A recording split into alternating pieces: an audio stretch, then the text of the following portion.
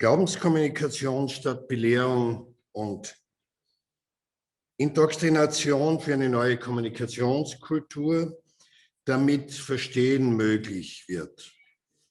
Das wäre das Ziel, das Anliegen. Wie wird Verstehen heute möglich? Norbert Mette hat eben in diesem Kontext, so jetzt schauen wir mal, ob ich richtig weiterkomme, hier vor rund 20 Jahren eben den Begriff der Glaubenskommunikation als Leitbegriff für die Pastoral und auch die Religionspädagogik geprägt, als praktisch-theologischer Leitbegriff für das kirchliche Handeln, besonders auch für die Verkündigung und Religionsunterricht würde ich ja auch in diesem Kontext nochmal sehen wollen. Meine Blickwinkel einerseits Religionsunterricht im schulischen Kontext, Lehrerbildung, wo ich eben tätig war bis vor 1,5 Jahren in erster Linie. Dann Katechese natürlich, Erstkommunion, Firmung, Jugend, Erwachsenenbildung und anderes und Pastoral, wo ich ehrenamtlich damit zu tun habe. Es geht immer um Beziehung und Kommunikation. Und Beziehung und Kommunikation birgt die Möglichkeit und Notwendigkeit, einerseits die Grundlagen und Inhalte des Glaubens ernst zu nehmen und andererseits eben auch die Hörer und Hörerinnen des Wortes nach Karl Rahner ernst zu nehmen und zugleich auch die gesellschaftlichen Bedingungen der Gegenwart, die Glaubenszugänge, aber auch die Blockierungen der Menschen zu berücksichtigen, beziehungsweise in dieses dialogische Geschehen einzubeziehen. Es geht also um einen dialogischen Prozess, wo eben die Grundlagen des Glaubens einerseits, aber auch die Hörer und Hörerinnen ernst genommen werden und auch die Gesellschaft. Dabei ist mitzubedenken, dass die plurale Gesellschaft nach ständiger Kommunikation verlangt, soll sie nicht auseinanderbrechen. Nachdem wir in unterschiedlichsten Soziofragmenten leben, die zum Teil nichts miteinander oder wenig miteinander zu tun haben, sondern vielfach nebeneinander leben, hat es einen immens hohen Kommunikationsanteil, damit die Gesellschaft nicht auseinanderbricht. Gerade die Corona-Krise verdeutlicht das nochmals, wie weit hier die gesellschaftlichen Meinungen oder die Meinungen der Individuen in dieser Gesellschaft auseinanderliegen. Die Wurzel liegt natürlich immer darin, was Rahner die Selbstmitteilung Gottes nennt. Christlicher Glaube ist zur Innerstbeziehung, ist zur Innerstkommunikation. Inhalt und Methode, glaube ich, vor allem für die Religionspädagogik immer wichtig, Inhalt und Methode sind nicht voneinander zu trennen. Damit macht es also Sinn, sich irgendwie mit der Kommunikationspsychologie zu beschäftigen. Hier in einer ganz einfachen Grafik einmal versucht darzustellen, sehr vereinfacht, also sich mit diesen Fragen nach Sender und Empfänger und Code, den es eben hier gibt, aber Sender und Empfänger können ja, was diese Grafik auch schon andeutet, nicht so einfach getrennt werden, sondern wir sind immer Sender und Empfänger gleichzeitig. Es ist ja auch jetzt, wenn ich in Ihre Gesichter schaue, senden Sie ja auch ständig, trotz Maske, ständig Botschaften. Das ist ganz klar. Also wir sind immer in dieser Wechselwirkung drin und es gibt dann also ein schwieriges System. Wenn man genauer unterscheidet in der Kommunikationspsychologie, habe ich hier extra ein klassisches Bild, für mich faszinierendes Bild, eben die Fußwaschung, was denn Kommunikation ist. Kommunikation ist ja wesentlich mehr als wie Worte. Also man kann unterscheiden Sender, Empfänger und Code. Und dieser Code ist mehr als Wort und Sprache. Also das Medium der Kommunikation kann sowohl verbal als wie nonverbal sein, wenn man nur schaut, wie eben hier auf diesem Bild, ist schlecht erkenntlich, aber Fußwaschung haben Sie vielleicht im Kopf, wie Petrus auf seine Stirn tippt, wie Jesus ihm die Füße waschen will. Das ist ja auch ein klares nonverbales Signal, aber auch die Fußwaschung an sich ist natürlich Kommunikation und eine symbolische Zeichenhandlung, wo es eben darum geht, dass dieser Code nach Verstehen verlangt, nach gemeinsamen Zeichenvorrat. Und dieser gemeinsame Zeichenvorrat ist, wie das Bild hier von der Fußwaschung deutlich macht, zwischen Petrus und Jesus nicht gegeben. Petrus versteht nicht, was Jesus macht. Ja, ja. Also sie haben keinen gemeinsamen Zeichenvorrat und kein Verständnis für die gleiche Handlung, zunächst einmal. Ne? Und das ist das ja, was Kommunikation so schwierig macht. Also ich glaube, wenn man es aus der Kommunikationspsychologie heraus ein bisschen sich Verkündigung auch anschaut, dann sage ich immer wieder, also die Wahrscheinlichkeit, dass man sich versteht, ist wesentlich geringer, als wie dass man sich nicht versteht. Man muss sich eigentlich wundern, dass dieses Verstehen überhaupt passiert und möglich ist. Also Kommunikation ist kein einseitiger Sende- und Rezeptionsvorgang, Sender und Empfänger, sondern ein komplexes Beziehungsgefüge, wo man einerseits unterscheiden kann und muss zwischen Sachebene und emotionaler Ebene, aber auch, wie in den Vorträgen vorhin schon immer angeklungen, es geht immer auch um Macht- und Herrschaftsverhältnisse drin in der Kommunikation. Deshalb braucht es ständige Metakommunikation, wo man eben nachfragen kann, was meinst du eigentlich damit? Und das ist, glaube ich, für unser Thema von Deklerikalisierung schon etwas ganz Zentrales, diese Frage der Metakommunikation.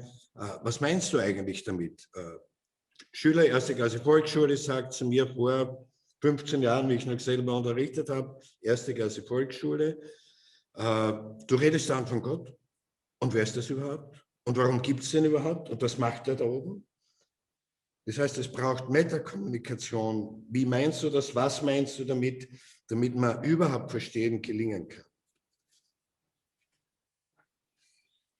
Also bei Kommunikation kann man unterscheiden zwischen Verschlüsselung, also Kodierung, in verbaler oder nonverbaler Art geht es um eine Kodierung, dann die Übermittlung, die Signalisierung, das muss übermittelt werden und der Empfänger muss es wieder dekodieren können und interpretieren können, was denn hier gemeint ist. Zu bedenken gebe ich nur ganz schnell die 5 Axiomen nach Watzlawick zur Kommunikation. Man kann nicht kommunizieren. Ihr Schweigen sagt alles, kann man dann auch sagen. Jede Kommunikation hat eine Inhalt- und Beziehungsebene. Die Interpunktion definiert die Beziehung zueinander. Also wo mache ich einen Punkt? Er hat im Streit zwischen Menschen immer wieder, er hat angefangen und sagt, da mache ich einen, wo habe ich denn den Punkt gemacht, wo habe ich aufgehört zuzuhören und so weiter. Das drückt aus, worum es da in der Beziehung geht.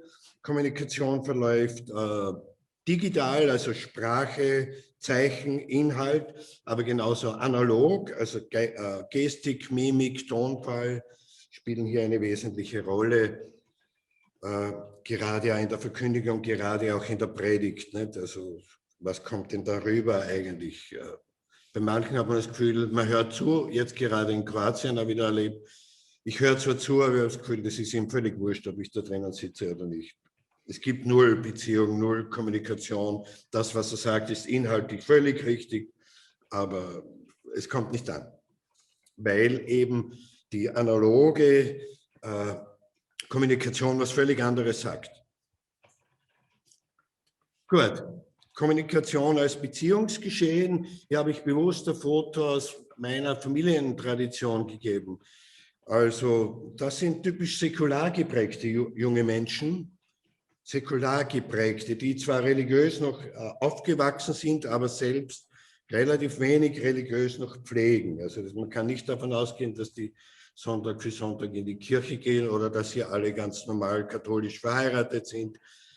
Die Taufpatin lebt in einer lesbischen Beziehung. Also es gibt so wie eben unsere Welt heute ist. Sie ist, wie sie ist. Es sagt die Liebe. Es hilft nichts. Und religiöses Handeln, warum dieses Foto auch nochmal? Religiöses Handeln, Rituale sind immer Kommunikations- und Beziehungsgeschehen. Hier spielt sich auf der Beziehungsebene ja wesentlich ab und wird hier wesentlich mehr mitgeteilt, wie als nur auf der Inhaltsebene. Und Beziehungsebene, da geht es eben immer darum, um den wesentlichen Akzent, Empfänger und Sender sind ja zugleich. Es geht immer um ein gleichwertiges Gegenüber. Werde ich hier als Gegenüber ernst genommen? Als Gegenüber mit meiner Welt oder existieren wir nicht? Also eine Kollegin aus unserer Diözese hat mal gesagt, also alleinstehende Frau hat gesagt, ihr in der Kirche redet immer nur von Familie und von Priestern. Alleinstehende gibt es nicht. Ich komme nicht vor, meine Berufung gibt es nicht, so quasi. Ja, also ein gleichwertiges Gegenüber. Der Gedanke der Kommunikation respektiert die Freiheit und den Widerspruch des anderen und würdigt ihn als Subjekt seines Lebens und Glaubens. Es geht immer auch um Widersprüche. Unser ganzes Leben ist auch widersprüchlich. Es ist keine glatte Sache und kann in keinem Katechismus festgehalten werden. Kommunikation und Dialog verlangt als Beziehungsgeschehen nach Gespräch auf Augenhöhe, nach wechselseitiger Anerkennung, nach Respekt vor der individuellen Freiheit, auch der Freiheit nicht zu glauben, nach Miteinander und voneinander lernen. Das ist, glaube ich, etwas ganz Neues, auch was ich merke ja in der Religionspädagogik zu sagen. Was lernen wir von jenen Menschen, die nicht glauben können?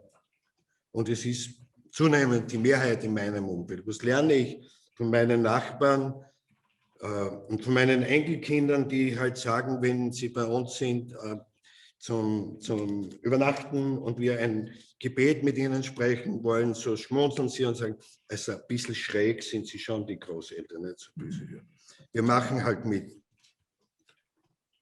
Religionsunterricht als Beziehungs- und Kommunikationsgeschehen zu sehen scheint mir zentral, also von der Kommunikationspsychologie zu lernen, dass es um sich verstehen und sich verständigen geht. Sich zu vergewissern, wer wir sein könnten, ist ein Kommunikations- und Beziehungsgeschehen. Und das verdeutlicht, dass niemand im Besitz des Evangeliums ist, sondern Lehrerinnen und Lehrer, Schülerinnen und Schüler, wir alle versammeln uns um das Evangelium und treten in Beziehung zum Evangelium und lassen uns vom Evangelium ansprechen und hinterfragen es gleichzeitig aus unserer jeweiligen sehr individuellen Perspektive heraus. Das Evangelium ist nicht in unserem Besitz, sondern wir alle sind vom Evangelium angesprochen. Und es geht dann um ein Gespräch über und in dieses Evangelium hinein. Bei all dem gilt nach Norbert Mette, die Grenzen menschlicher Sprache und Interaktion bewusst zu sein und bleiben. Wenn wir von Gott reden, sind uns einfach extreme Grenzen auferlegt. Wir müssen über etwas reden, über das wir eigentlich nicht reden können, worüber wir nichts wissen können. Wir können aber auch nicht schweigen darüber. Das macht, glaube ich, Religionsunterricht, Katechese, Verkündigung so schwierig. Also wir müssen über Gott reden, ohne wirklich letztlich über Gott reden zu können. Wir haben Gott nicht im Besitz. Alle sind Adressaten der Botschaft Jesu. Ob Priester, Laien, Kleriker, Kinder, Religionslehrer, wir alle sind Adressaten. Und vielleicht auch ganz wichtig noch da, also das Bild, was passiert nach dem Tod, wir wissen es. Also das ist, glaube ich, die völlig falsche Haltung, das ist die Werbung von der Bestattung Graz. Wir wissen, was passiert nach dem Tod, so, wir wissen es, das ist die falsche Haltung. Das wäre Besitzdenken. Vielleicht dazu auch noch, immer wieder, wenn man Kommunikation sieht, zu bedenken, was nicht verstanden wird, wird nicht verstanden. Es macht keinen Sinn. Wenn mich meine Zuhörer und Zuhörerinnen, wenn ich so rede, wir haben beim Runterfahren auch geredet, es ist zwar nett, wenn ich sage, ja, es müssen alle Menschen wissen, dass Jesus der Sohn Gottes ist, aber wenn es nicht verstanden wird, wird es nicht verstanden. Dann muss ich mir eine andere Sprache überlegen, damit es verstehbar wird für Menschen, die halt nicht so religiös sozialisiert sind wie wir. Oder wenn wir sagen Herr und meinen damit Kyrios im Griechischen oder Dominus im Lateinischen, aber die Kinder in der Schule meinen, das ist der Herr Müller oder der Herr Geriol oder wer immer, aber es hat nichts, also du musst Karatz im Griechischen oder Čovjek im Kroatischen, aber das hat nichts mit dem, was wir unter Herr verstehen, zu tun. Also das zu bedenken.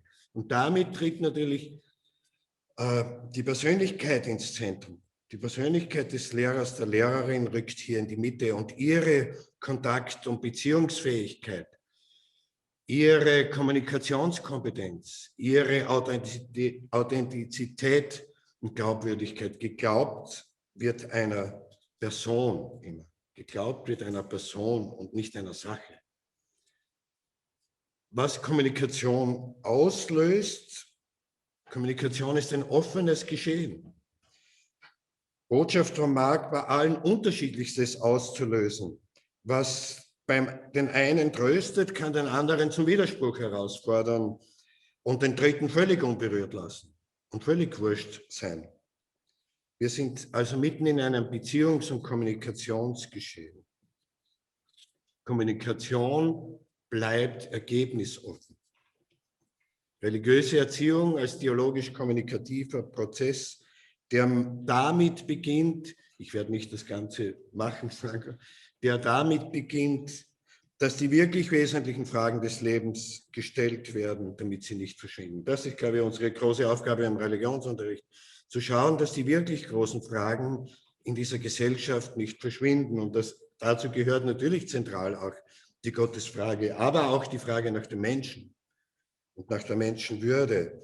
Keine Pseudo-Fragen wie in manchen Katechismen oder in mancher Katechese. Warum ist Gott ein und dreifaltig? Die Frage stellt sich kein Mensch. Das sind keine Fragen für Menschen von heute. Also keine Pseudo-Fragen, sondern die wirklichen Fragen. Und die Antworten müssen, glaube ich, ist auch klar, überzeugend sein und verlockend angeboten werden. Sie müssen die Menschen wirklich berühren. Also da gibt es wieder immer zu bedenken, es gibt nicht nur eine Inhaltsebene, sondern auch eine emotionale Ebene drin, damit ich mich angesprochen fühlen kann. Und das Ganze ist natürlich als dialogisch-kommunikativer Prozess offen, ergebnisoffen angelegt. Wir wissen aus einem Dialog nie, wie wir herauskommen. Es kann nicht sein, okay, ich rede halt so, damit meins ankommt, sondern möglicherweise weiß ich auch selber am Ende nicht, okay, wie denn das wirkt. Und damit mache ich vielleicht einmal Schluss. Danke für Ihre Aufmerksamkeit. Sem profesor Gariolju povedala, zdaj sem pa jaz. In to je deklerikalizacija, ker se je umaknil. Naslov tega predavanja je bilo posredovanje namesto učenja in indoktrinizacije. Se pravi, da govorimo o odnosu in o komunikaciji, ki se stojita vzporedno. Ker ko govorimo o komunikaciji, vstopamo v pogovor, vstopamo v dialog in to je dejanska zahteva današnje družbe. Predavatelj je izhajal iz citata profesorja Rannerja, ki govori, da je krščanstvo samo v sebi že komunikacija, ker ne moremo ločiti vsebine od metode. Vedno smo vsi pošiljatelji in sprejemniki določenega sporočila. Potem se je ustavil ob vprašanju komunikacijske psihologije, da je komunikacija mnogo več kot beseda in jezik, saj govorimo o verbalni in neverbalni komunikaciji, s tem, da lahko neverbalne znake dekodiramo samo takrat, kadar imamo skupno izhodišče. Če tega nimamo, mnogo hitreje pride do nerazumevanja. Potem je izpostavil veliko pomembnost v metakomunikaciji, ki pomeni povpraševanje, kaj si s tem mislil, ko si povedal, izrazil, kako to misliš, kaj misliš.